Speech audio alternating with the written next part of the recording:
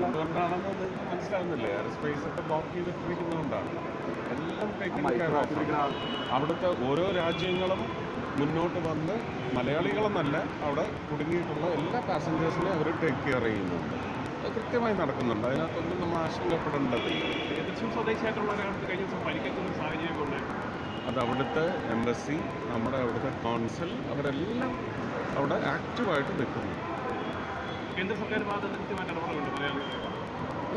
അങ്ങനെയല്ലല്ലോ, എല്ലാവരെയും നോക്കണ്ടേ? എല്ലാവരെയും നോക്കുന്നുണ്ട്. ഇന്ത്യക്കാരെ മുഴുവൻ നോക്കണം. മാത്രമല്ല, ഇത് ഒരു അനിതര സാധാരണമായ സിറ്റുവേഷനാണ്. അങ്ങോട്ടും ഇങ്ങോട്ടും എവിടെ നിൽക്കുകയാണെന്നൊന്നും അറിയാത്ത ഒരു കണ്ടീഷനാണ്. അത് ടേക്കൺ കെയർ ഓഫാണ്. പിന്നെ എല്ലാം നമുക്ക് കോവിഡ് വന്നപ്പോഴും ആർക്ക് സംരക്ഷണം ഒരുക്കി എന്നാണ് പറയുന്നത്? എല്ലാവരും സ്വയം സംരക്ഷണം ഒരുക്കുകയായിരുന്നു. അങ്ങനെ ഒരു സിറ്റുവേഷനാണ്. എല്ലാവരും സേഫായിട്ട് എല്ലാവർക്കും. ഓക്കെ.